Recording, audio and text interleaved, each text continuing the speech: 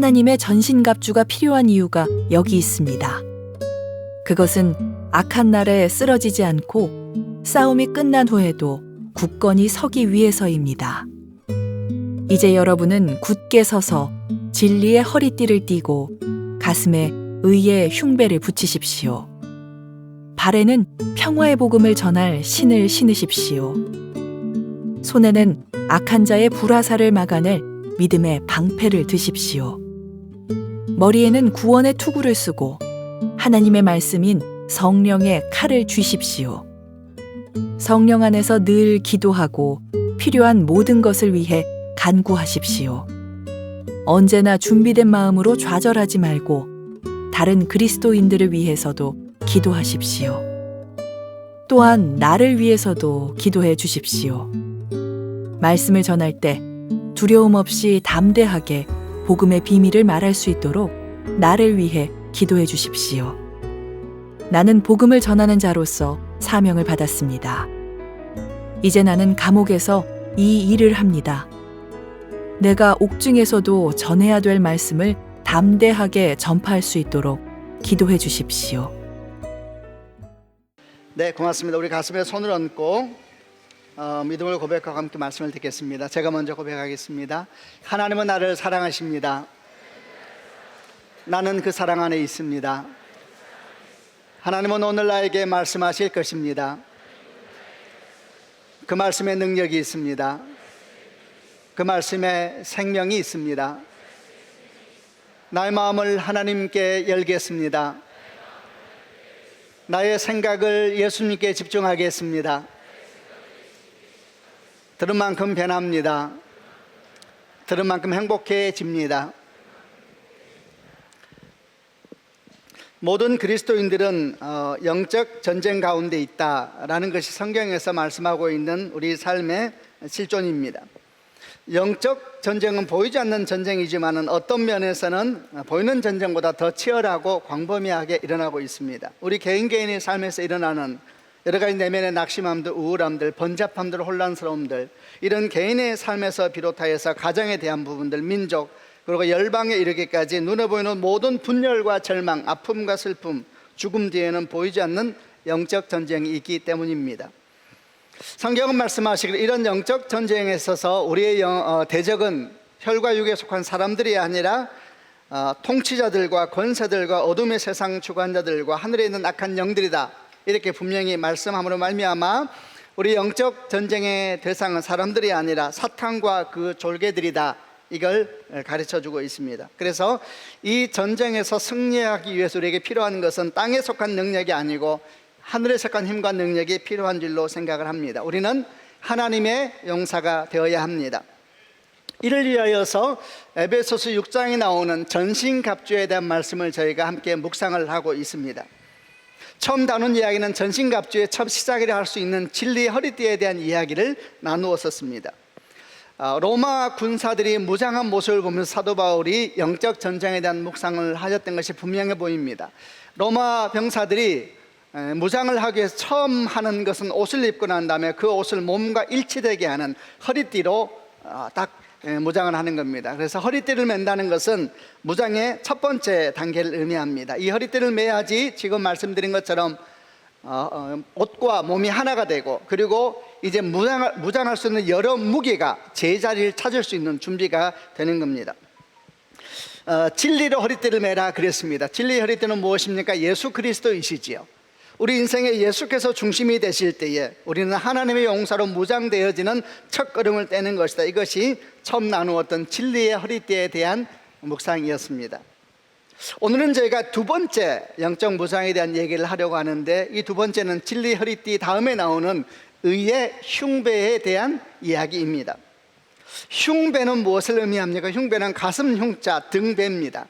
흉배는 가슴을 보호하기 위해서 만든 갑옷의 일종입니다. 가슴이라는 것은 심장이 있는 곳이지 않습니까? 그래서 심장의 공격을 받으면 우리는 한순간에 생명을 잃을 수 있기 때문에 전쟁에 나가는 군사들은 일반적인 옷을 입고 여러 무장을 하면서 그 옷 위에 아주 중요한 갑옷을 하나 덧붙였습니다. 그것이 가슴을 보호하는 흉배라는 것을 특별히 만들어서 이렇게 앞뒤로 딱 입음으로 말미암아 대적의 공격으로부터 심장을 보호하기 위한 노력을 했던 것입니다. 이렇게 심장, 생명을 보호하는 중요한 역할을 하는 흉배는 어떤 재료로 만들어져야 할까요? 어떤 재료로 만들어져야지 우리 대적 사탄이 날카로운 칼 끝으로 우리 심장을 공격할 때에도 뚫리지 아니하고 우리가 건강하게 보호받을 수 있겠습니까? 성경은 말씀하시기를 의로 흉배를 만들어서 착용해야 된다, 이렇게 말씀합니다. 그래서 이것을 우리가 의의 흉배이다, 이렇게 설명을 합니다. 의로 흉배를 만들어야 된다 그랬습니다만은, 의가 도대체 무엇입니까? 의의 반대는 죄요 악입니다. 죄는 무엇입니까? 죄는 어둠이지요. 죄는 절망입니다. 죄는 혼탁함이고 분리입니다. 죄는 장벽이고 죽음입니다. 그럼 의는 무엇입니까? 의는 그 반대입니다. 의는 빛입니다. 소망입니다. 단정함이고 순결함이지요. 의는 하나됨이고 회복이고 생명입니다. 성경은 이런 의로 우리가 흉배를 만들어서 우리 가슴을 보호해야 된다, 이렇게 말씀하고 있는 겁니다. 근데 문제는 이겁니다. 그런데 우리가 이렇게 흉배를 만들 의가 우리에게 있기는 한 겁니까? 이런 의를 재료로 하여서 흉배를 만들으라 그랬는데 우리가 그런 재료를 가지고 있기는 한 겁니까? 우리가 빛과 소망이 될 수 있을까요? 우리가 생명과 회복이 될 수 있는 겁니까? 우리가 단정함과 순결함이 될 수가 있는 겁니까? 전혀 그럴 수 없지요. 여러분, 우리는 결코 빛과 생명이 될 수도 없고 단정함과 순결함이 될 수도 없고 회복과 하나됨도 될 수가 없습니다. 그러므로 우리 안에는 흉배를 만들 수 있는 재료인 의가 없는 것입니다. 우리는 어떤 존재입니까? 우리는 죄 아래 모두 갇혀 있습니다. 죄가 우리를 왕노릇 했지요.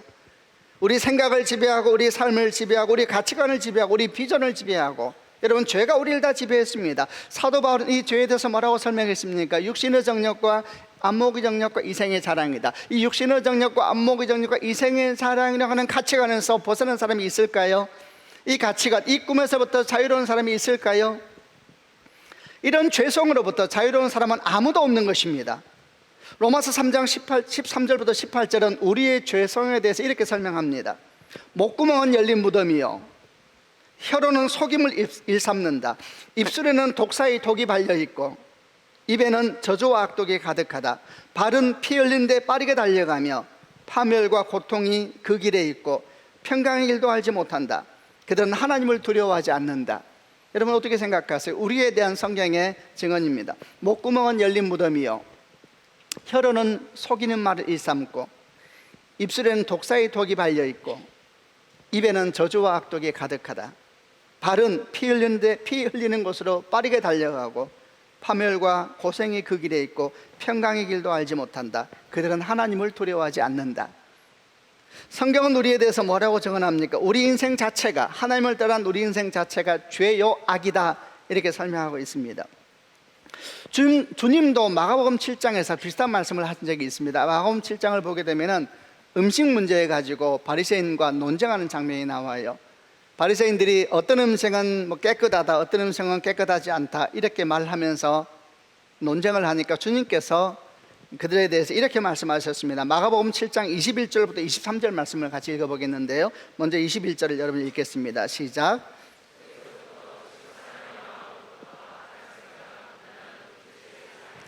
간음, 탐욕, 악의가 나오며 속임수, 방탕, 질투, 욕지거리, 교만, 어리석임이 나오는데 23절, 이 모든 악한 것들은 사람의 속에서 나와 사람을 더럽힌다.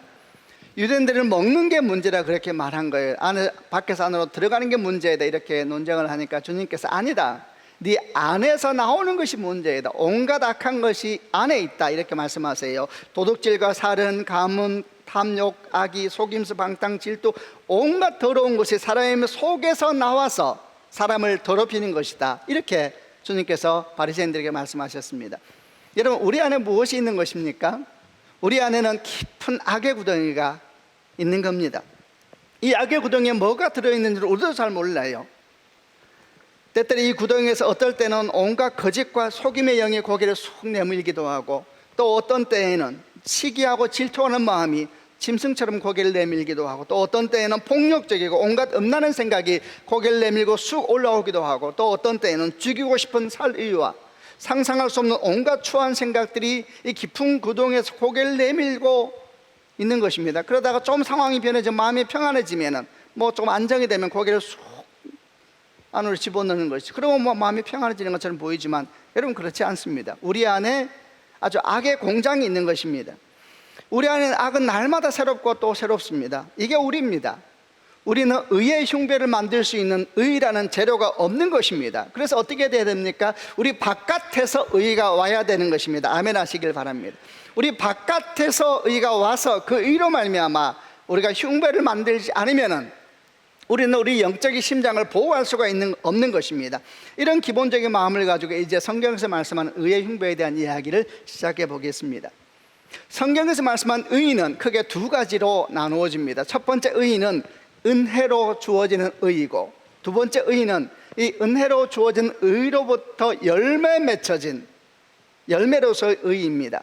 결론적으로 말씀을 드리면 오늘 성경에서 말씀하고 있는 의의 흉배는 뭐로 만드는가? 이 두 가지 의가 날실과 실줄이 되어서 만들어지는 것이 의의 흉배가 되어야 되는 겁니다. 먼저 은혜로 주어지는 의에 대해서 나누어 보겠습니다. 로마서 1장 16절 17절을 개역개정으로 같이 읽겠습니다. 16절 읽겠습니다. 시작. 내가 복음을 부끄러워하지 아니하노니 이 복음은 모든 믿는 자에게 구원을 주시는 하나님의 능력이 됨이라. 먼저는 유대인에게요 그리고 헬라인에게로다.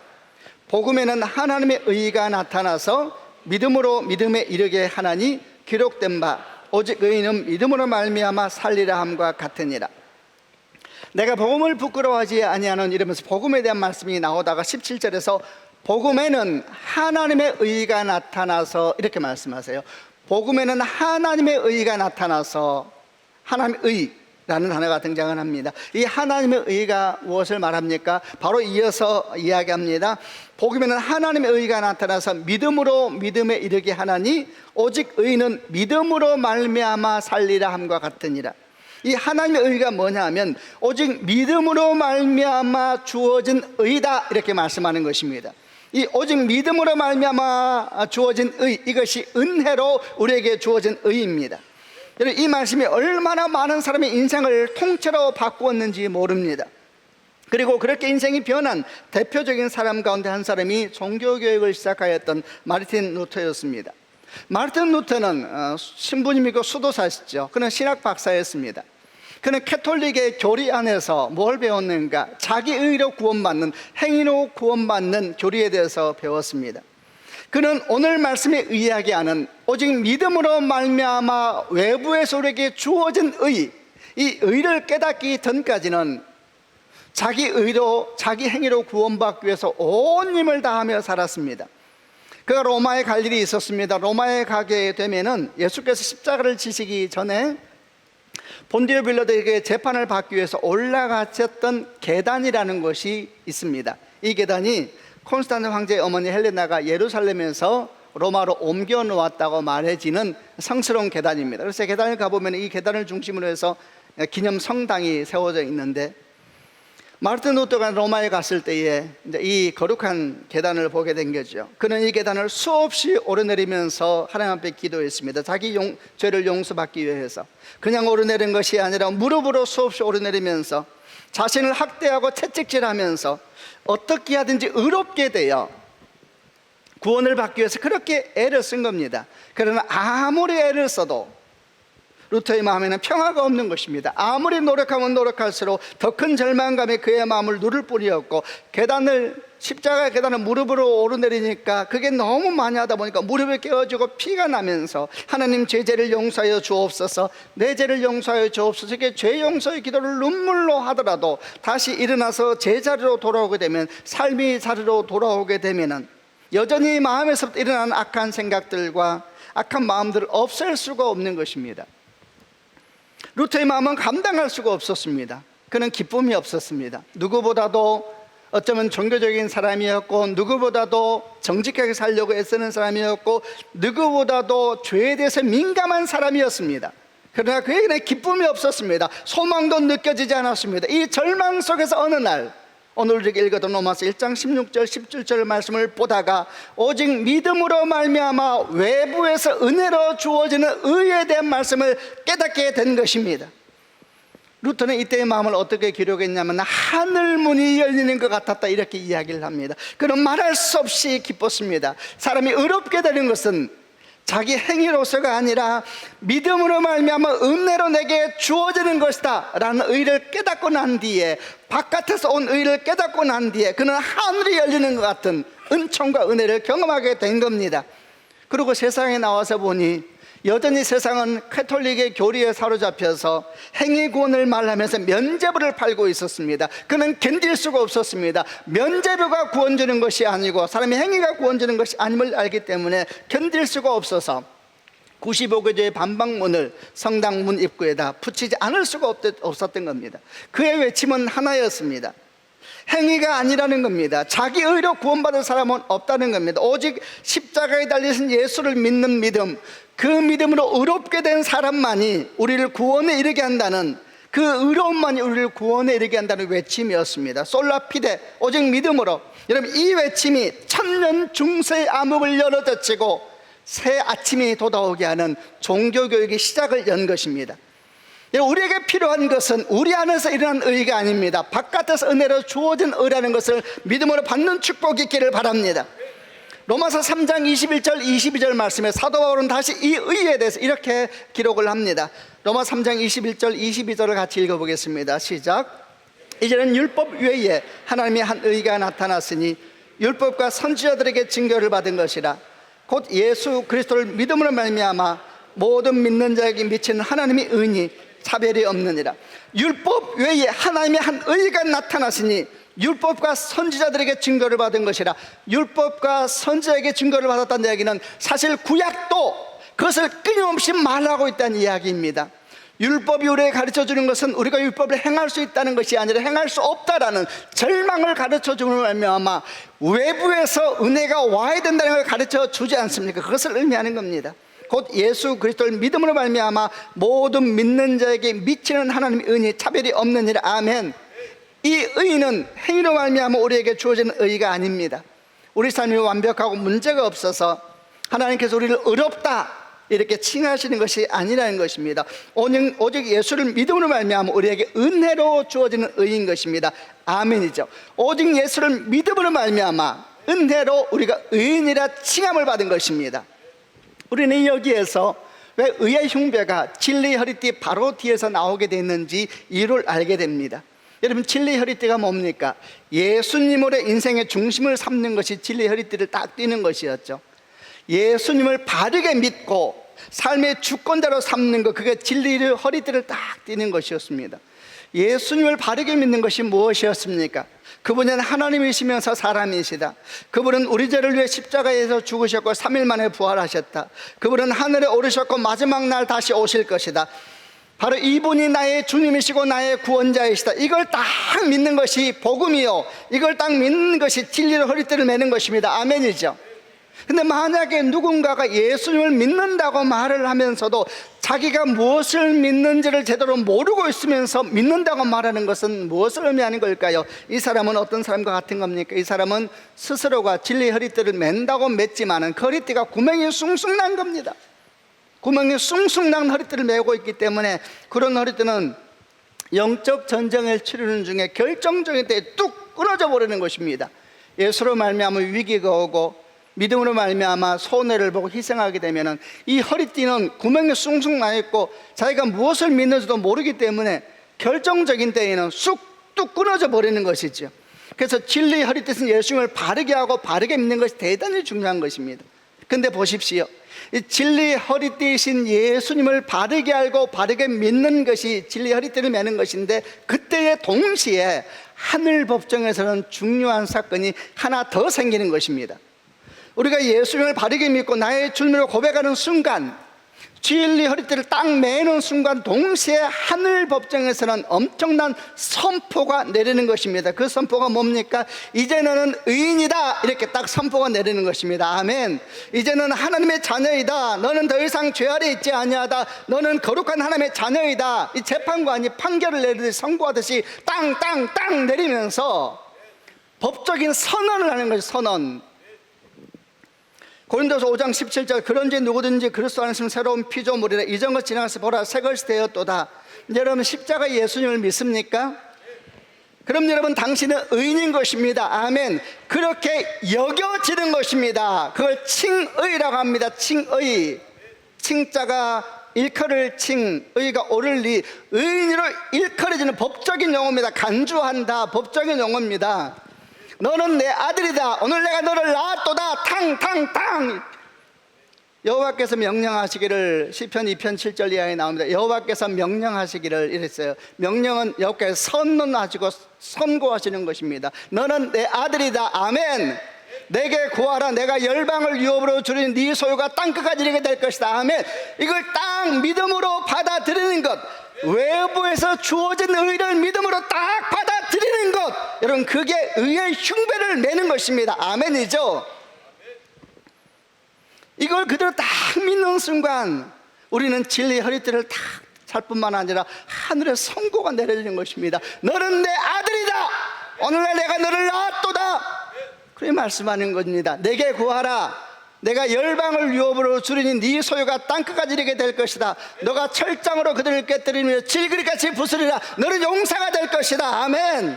이 믿음이 여러분 의의 흉배를 이루는 날실과 실질 중에 하나가 되는 것입니다.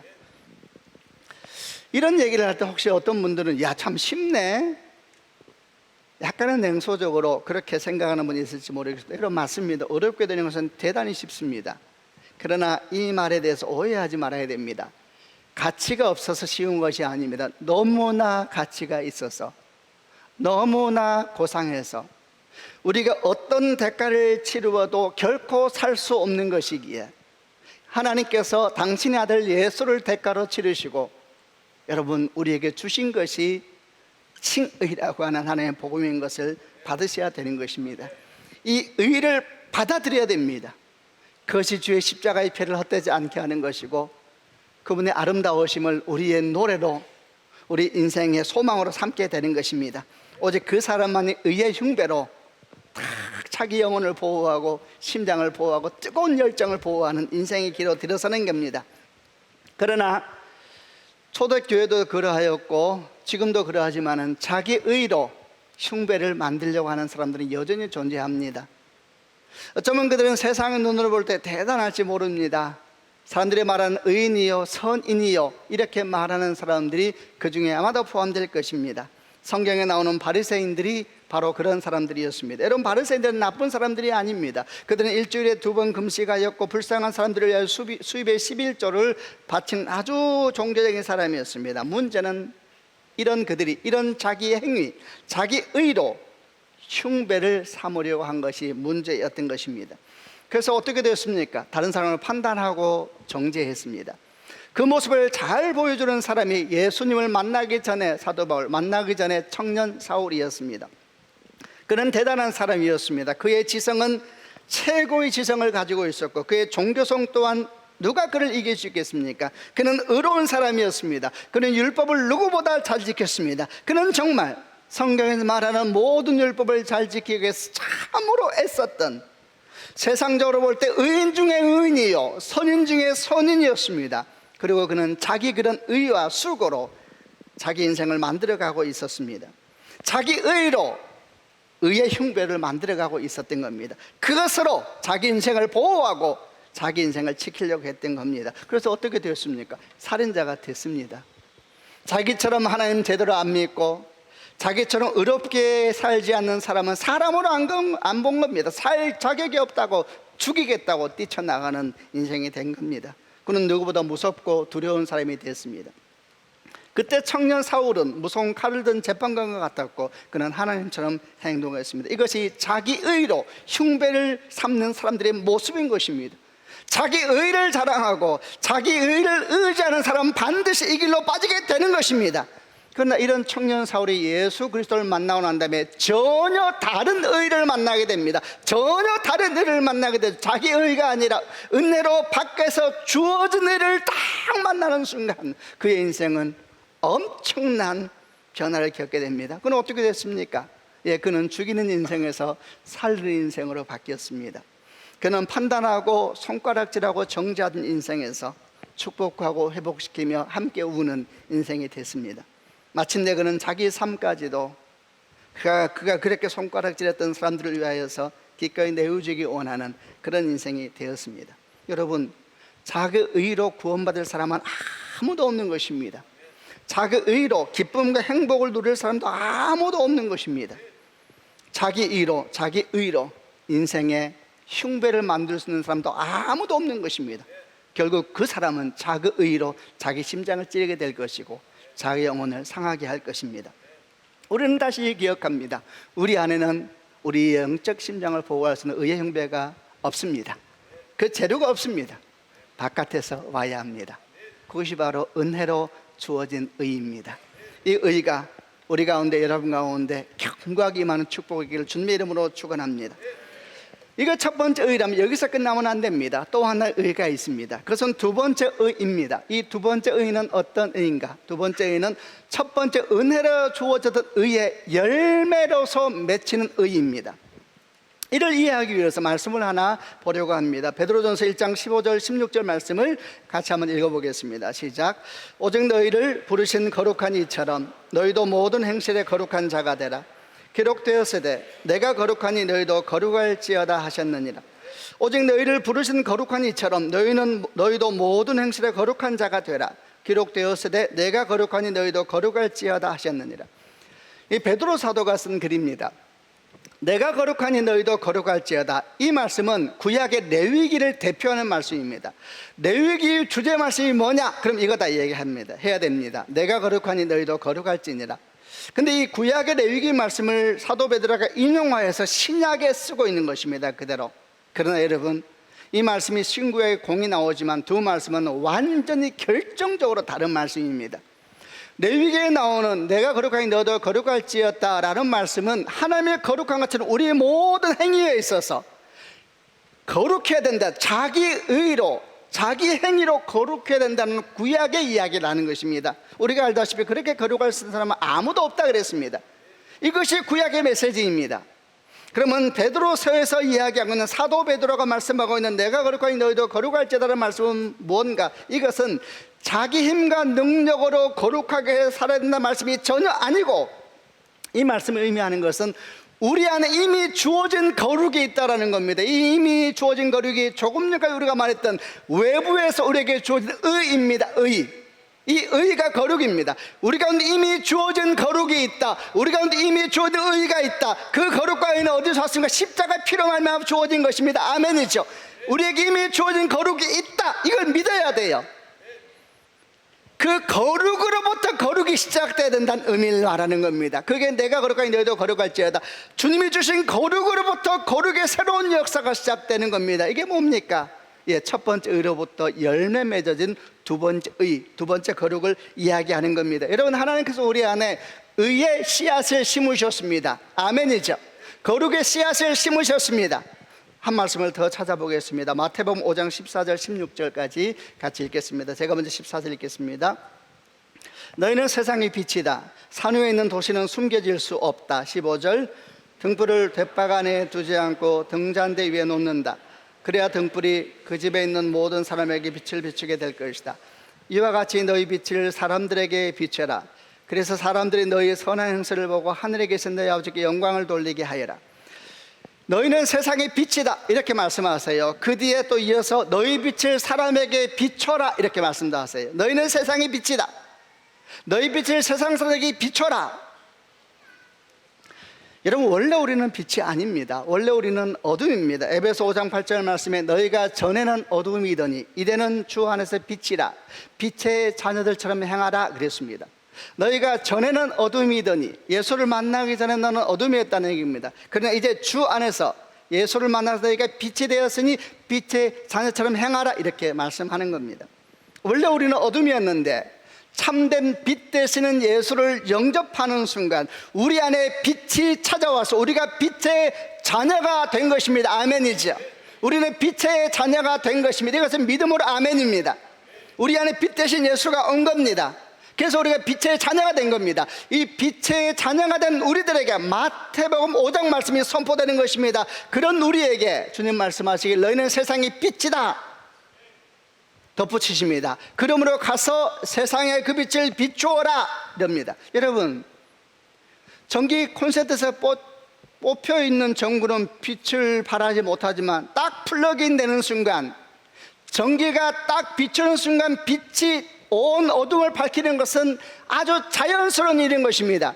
전기가 오는 것과 빛을 발하는 것과 열을 발하는 것은 자연스러운 것입니다. 그 얘기를 하는 것입니다. 너희는 빛이다. 그러므로 세상의 빛을 비추어라. 너희는 빛의 자녀이기 때문에 세상 가운데 그 빛을 비추는 것은 자연스러운 일이다. 여러분, 이것이 마태복음 5장입니다. 그런데 만약에 우리 안에 빛이 있는데 그 빛이 세상에 비춰지지 않고 있다면 어떻게 된 걸까요? 그러면 어떻게 된 것인가? 마태복음 5장 15절은 이에 대한 설명도 합니다. 그게 뭐냐? 그러면은 그 빛을 대박 안에 둔 것이다. 그래. 대박으로 빛을 덮어버렸구나 이렇게 말하는 거예요. 대박 아세요? 옛날에 쌀집 가면 네모해가지고 쫙 아세요? 우리 지금 대화가 되고 있나요? 대박. 성경이 말씀합니다. 너희는 빛이다. 근데 빛이 왜 비춰지지 않냐? 네가 대박으로 덮어버렸구나. 이 대박이 뭡니까, 여러분? 예, 이 대박이 세상의 욕망이요, 세상의 가치관이요, 세상의 꿈인 것입니다. 사도 요한이 말한 육신의 정욕과 안목의 정욕과 이생의 자랑은 대박으로 네가 빛을 딱 덮어버렸구나, 이렇게 주님께서 말씀하는 것입니다. 그러므로 우리 안에 빛이 가득해도 우리가 여전히 세상의 꿈과 세상의 욕망과 세상의 마음을 가지고 인생을 살고 있다면 우리 안에 있는 빛은 결코 선한 빛으로 비춰지지 않게 되는 것입니다. 여러분, 주님의 이름으로 축복합니다. 여러분 안에 있는 빛이 빛을 대박으로 덮어버리지 말고 등잔대 위에 놓기를 바랍니다. 아멘. 여러분 안에 있는 빛이, 이건 믿음으로 아멘이요, 은혜로 주어진 빛, 의는 믿음으로 받아들이는 것입니다. 여러분 안에 있는 빛이 여러분 내면을 비출 뿐만 아니라 온 세상을 비추는 밝은 빛이 되는 축복이 있기를 주님의 이름으로 축원합니다.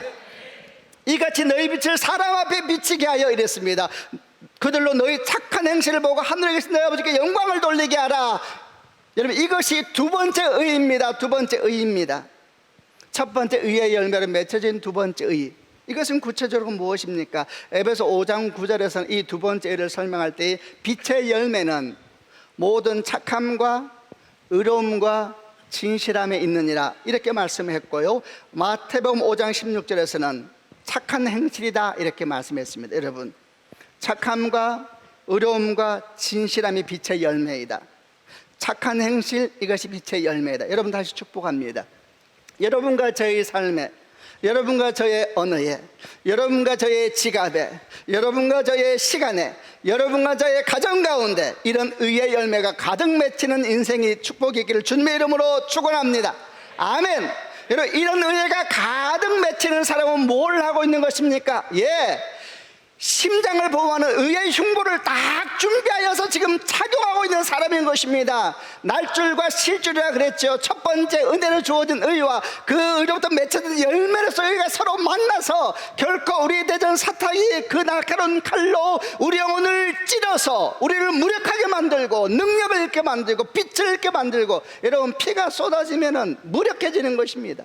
살았으나 죽은 자와 같은 그런 그리스도인이 되지 않게 하기 위하여서 날줄과 실줄을 가지고 촘촘하게 꼬매서 의의 흉배를 만들고 그것으로 우리의 가슴을 보호하는 하나님의 군사가 되기를 주님의 이름으로 축원하는 겁니다. 이 두 가지 의는 다 중요합니다. 다. 이 두 가지 중에 하나라도 없으면 큰 문제가 생깁니다. 그러나 두 가지는 다 중요하고 하나도 없으면 큰 문제가 된다라는 것을 받아들이면서 동시에 기억해야 될 것은, 그러나 순서가 대단히 중요합니다. 반드시 첫 번째 의의가 먼저 와야 합니다. 첫 번째 의의가 없으면 두 번째 의의는 시작되지도 않는 것입니다. 첫 번째 의의는 믿음으로 시작되는 의입니다. 아멘이죠. 높은 자도 필요 없고 낮은 자도 필요 없고 지혜로운 자도 필요 없고 미련한 자도 필요 없고 오직 주 예수를 믿는 자에게로 바깥에서 오는 하늘로부터 오는 의가 빛처럼 우리 가운데 임하는 것입니다. 아멘이죠. 이 첫 번째가 반드시 먼저 와야 됩니다. 그래야 두 번째 의는 시작되는 것입니다.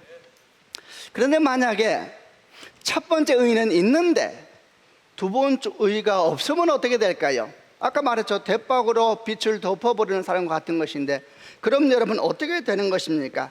그가 의의 흉배를 찰 수는 있는 겁니까? 차지 못하는 것입니까? 찰 수 있겠죠. 그러나 첫 번째 의만 가지고 의의 흉배를 만드는 사람은 그 흉배는 아주 불안하며 치명적인 문제가 있는 흉배가 될 것입니다. 우리 대적 사탄은 여러분 아주 지혜롭습니다. 스펄전은 말하기를 우리가 전신갑주를 쭉 이어서 입게 되면 그 사이에 바늘로 꾸며낸 그 사이를 날카로운 창으로 공격한다 그랬습니다. 그는 계속 찔러대는 것입니다. 계속 찔러대는 것입니다. 날조가 실제에 탁 매이는 사람은 찔려도 찔리지 않으니까 스스로 낙심하여 떠나지만 찔러대면 심각한 문제가 있는 흉배가 있어요. 심각한 문제가 있어요. 처음에는 안 나타나죠. 믿는 것처럼 보이죠. 계속 찔러대요. 계속 찔러대면 서서히 기스가 나기 시작하죠. 그러다 어느 순간 갈라지는 것입니다. 이는 아까 우리가 진리 허리띠를 말할 때에 예수님을 믿는다고 말하면서 그분이 누구인지도 모르면서 믿는 사람과 같은 것입니다. 이런 사람은 구멍이 숭숭 뚫린 진리 허리띠를 메고 있는 사람과 같아서 결정적인 순간에 뚝 끊어진다 그랬습니다.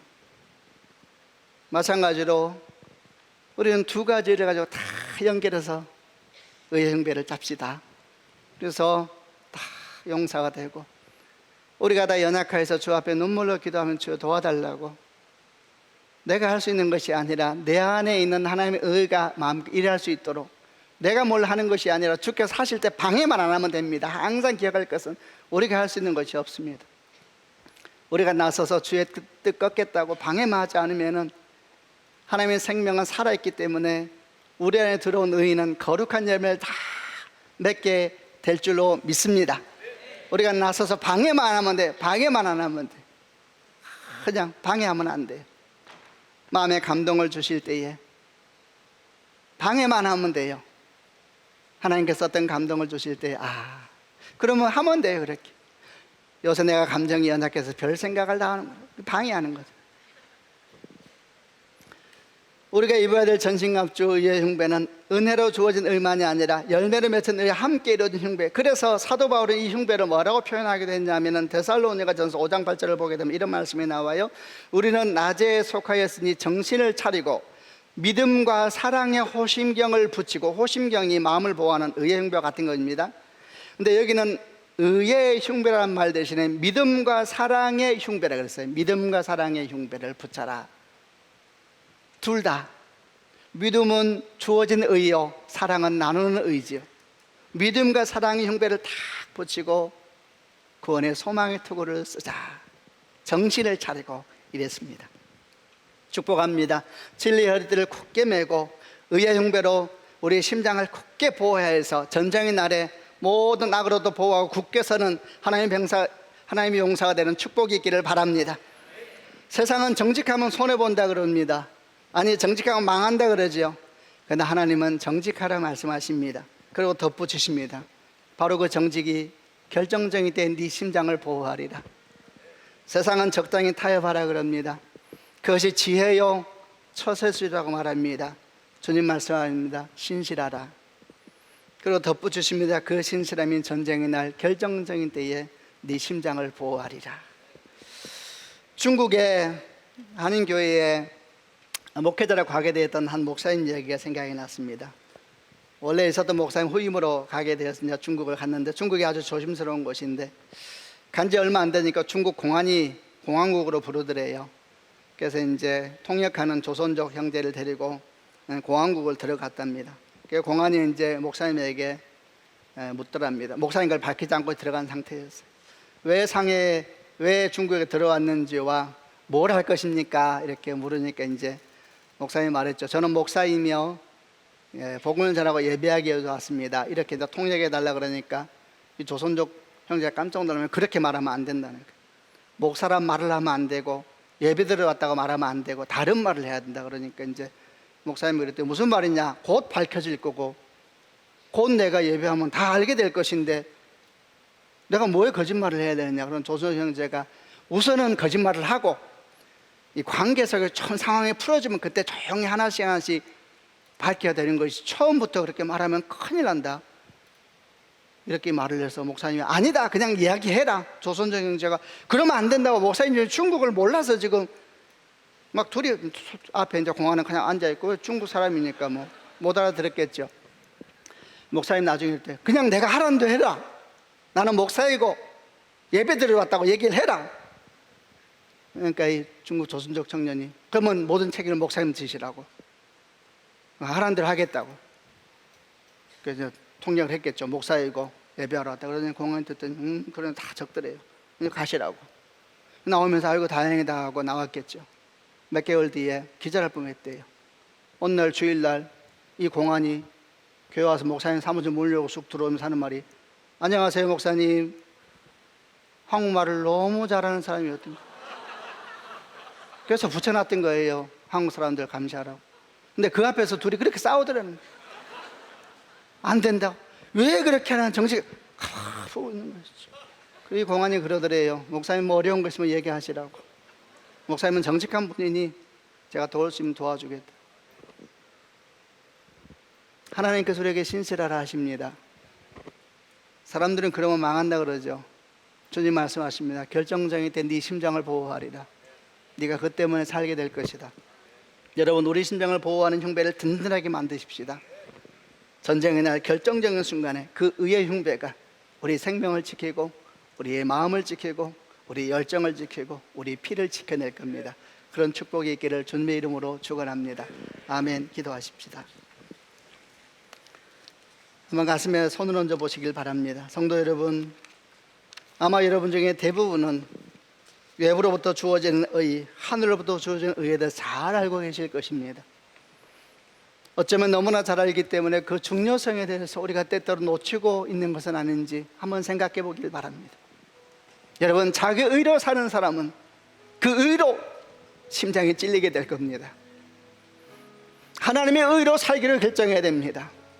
예수 그리스도, 당신이 나의 의가 되시고 나의 소망이 되시길 원합니다. 이미 그런 고백을 했던 분들은 다시 한번 주께 고백하시길 바랍니다. 나의 하나님, 나의 주여, 오직 내 인생의 거룩한 능력이 되시옵소서.